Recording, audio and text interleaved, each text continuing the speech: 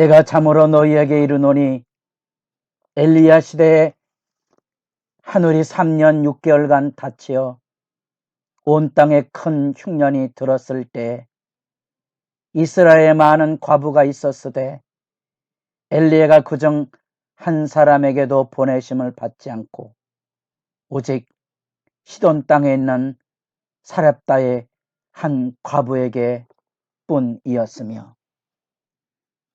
새벽을 깨우는 거룩한 기도자 여러분, 생명의 말씀 안에 하나님의 일하심을 보고 가슴이 뛰는 영광으로 세상을 살아갈 힘과 지혜를 얻을 수 있기를 바랍니다. 오늘 우리가 읽어갈 하나님의 말씀은 열왕기상 17장 8절로부터 24절까지의 말씀으로서 엘리야가 등장하여서 드디어 아합에게 마주서는 누가 이 세상의 참 신인가? 바알 신앙으로 역사의 가장 악한 왕으로서 역사의 어둠이 깊을 때 하나님의 엘리야를 통하여 누가 참 신이며 누가 참 하나님이신가? 아합과 바알로 이어지는 관계 안에 여호와께서 엘리야를 불러세워 영적인 대결을 하고 있는 장면을 우리가 17장, 18장에서 만나보게 됩니다. 우리가 솔로몬의 범죄로 인하여 나라가 분열이 되고 특별히 북이스라엘 나라는 여로보암 왕조, 바하사 왕조로 이어지는 피해 학살의 정점에 오므리 왕가가 세워지고 그의 아들 아합이 이전의 모든 왕보다 더 악을 행하고 바알 왕의 공전을 받아들여서 바알 신앙으로 하나님의 나라를 물들이고 있는 그 극한 어둠의 세대에 그 말씀 심판의 임재를 보입니다. 그래서 엘리야를 불러 세웁니다. 길르앗에 우고하는 자 중에, 표현이 좀 그렇죠? 그저 하찮은 존재인 겁니다. 하찮은 존재, 저 길르앗 지방에 디셉 사람을 엘리야를 불러 세워서 그 하찮은 존재를 들어서 아합에게 마주하여 영적인 대결을 선포하고 있고 하나님의 심판을 선포하고 있습니다.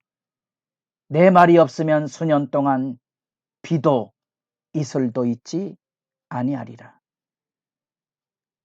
바알 신앙에 물들은 세대 앞에 비와 풍요를 관장한다는 바알 신앙의 허상과 허위를 일깨우고 있는 하나님의 놀라운 임재와 심판의 메시지입니다. 놀랍지만 그 선포를 하고 난 다음에 아합의 폭정을 피해서 하나님께서 엘리야를 그리시네가에 보호해 줍니다. 신비로운 거, 유대인들에게 부정한 동물인 까마귀를 통하여 떡과 고기를 먹이고 입히신다는 사실. 그래서 때로 성경을 읽다가 우리가 하나님 앞에 엎드려지는 거지요. 그 놀라운 은혜와 사랑, 우리가 마음이 깨끗해야만 느끼는 부분입니다. 세상의 욕망에 길들어 사는 사람들에게는 이런 이야기가 마음에 와닿지 않습니다. 현실이었거든요. 여러분 어떻게 먹고 살았습니까? 여러분 교회를 어떻게 섬기셨습니까? 오직 주님의 은혜의 만극함을 기억하며 삽니까? 복 있는 사람입니다. 그 믿음이 없다면 오늘 새벽에라도 엎드십시오. 하나님이 먹이고 입히셨는지 그 절절함이 생수처럼 흘러나올 때까지. 드디어 예수님이 말씀하셨던 이스라엘의 그 어떤 과부도 아닌 저 이방 땅에 사르밧 과부를 통하여 하나님께서 먹이셨다. 왜냐 하고 예수님에게 그 말씀에 물으셔야 됩니다. 그 땅에 믿음을 담아낼 그릇이 없었다는 절망과 절규의 얘기입니다. 때로는 하나님이 은혜와 구원을 이루시려고 해도 그 뜻에 부합하여 하나님의 뜻을 이 땅에 이룰 자가 없다는 비참한 현실을 되짚어 보게 됩니다. 이제 하나님께서 엘리야를 들어 이로 세웁니다. 시돈에 속한 사르밧으로 가라. 시돈, 이 아합이 이세벨과 더불어 이르는 바알 신앙의 중심지, 그 시돈 땅으로 가서 사르밧이라는 곳에 가서 과부를 만나게 될 것이라. 그 과부에게 명령하여, 뜻밖이죠.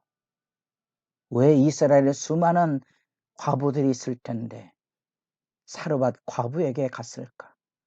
그리고 그에게 명령했다는 거죠. 그게 하나님의 말씀이고 섭리입니다. 바로 그 사르밧 과부를 통한 먹이고 입히심을 지금 우리가 읽어가고 있는 겁니다. 사르밧으로 가서 성문에 이를 때 유숙할 곳을 찾는 일반적인 나그네들의 여정이거든요. 얼마나 가난했는지 사람들이 많이 오고 가는 그 과정 중에 땔감을 가지고 이동하는 그 수레들 속에서 떨어진 나뭇가지를 겨우 주워서 이제 그 바알이 지배하는 시돈 땅에까지 기근이 들어 바알 신앙의 허상을 절규하듯이 내몰려야만 됐던 과부, 이게 바알 신앙인가? 극한 수렁에 헤매던 그 과부에게 뜻밖의 선지자가 나타나 물을 마시우게 하라는 겁니다. 아니, 기근이 들었는데 어디 가서 물을 구합니까? 우리에게 예수님이 하신 말씀 그대로 냉수 한 그릇의 소중함. 그런데 이 과부는 그 이야기를 듣고 물을 가지러 갑니다. 아마도 자기들이 먹을 물도 만만치 않았을 텐데 충격적이고 뜻밖의 순종입니다. 엘리야가 한술 더 뜹니다. 내 손에 떡 한 조각을 내게로 가져오라. 이거는 몰상식한 건지 무모한 건지 성경을 읽다 보면 우리의 작은 머리로 수용하기 어려운 이런 일들이 증거되고 있습니다. 이게 어떻게 정상적인 사람으로서 할 일입니까? 그 과부의 한탄 앞에 뜻밖의 과부의 믿음을 봅니다. 12절, 그가 이르되 당신의 하나님 여호와께서 살아계심을 두고 맹세하노니. 하나님에 대한 시각을 가지고 있습니다. 어떻게 하나님의 소식을 들었을까? 그것도 궁금하고요. 하나님의 역사에 대한 이 사르밧의 마음이 어떻게 열려져 가는지도 뜻밖입니다. 여하튼 그 과정 가운데 이 과부의 호소가 신금을 울립니다. 나는 떡이 없고 통에 가루 한 움큼과 병에 기름 조금뿐이라. 나뭇가지 둘을 주어다가 나와 내 아들을 위하여 음식을 만들어 먹고 그 후에는 죽으리라. 가슴이 막 아려오는 이야기 아닙니까?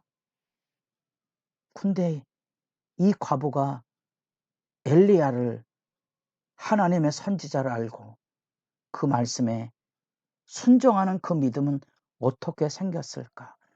예수님의 말씀에 비추어 보면 바로 그에게 하나님의 긍휼이 열려져 있다는 거죠.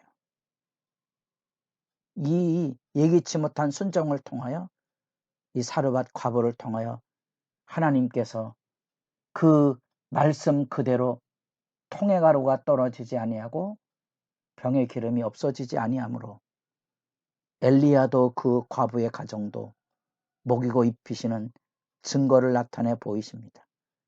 우리는 그 안에서 바울 신앙의 근원지 앞에 바울 신앙의 허위, 더구나 그 과부라는 밑바닥 인생에 버려진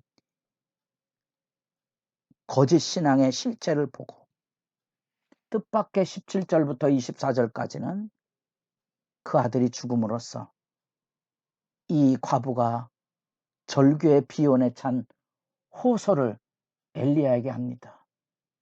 하나님의 사람이여, 당신이 나와 더불어 무슨 상관이 있게로 내 죄를 생각나게 하고 또 내 아들을 죽게 하려고 내게 오셨나이까. 누구나 알 수 있는 원망과 불평이지요. 잘 먹고 잘 살았는데 아들이 죽자 그 모든 책임을 엘리야에게 돌리고 있는 인간의 흔들리는 모습입니다. 그때 엘리야가 그 아들을 데리고 윗방으로 올라가서 자기 몸을 엎으려서 마치 자기가 죽은 자처럼 그 죽은 시신을 끌어안고 하나님께 기도하므로 23절 보라 내 아들이 살아났느니라. 바알 신앙의 핵심이 바알이 죽을 때 만물이 이렇게 가물고 바알이 살아나면 다시 만물의 풍요가 온다는 거거든요. 생사간의 주관자가 누구이냐? 이것을 다시 입증시켜 줍니다. 역사의 어둠 속에 찾아오시는 하나님, 그 안에서 누가 비와 우러를 주고 풍요를 주는가? 누가 생명을 일구는 생명의 주관자인가? 그에 대하여 여호와 하나님의 진실하신가?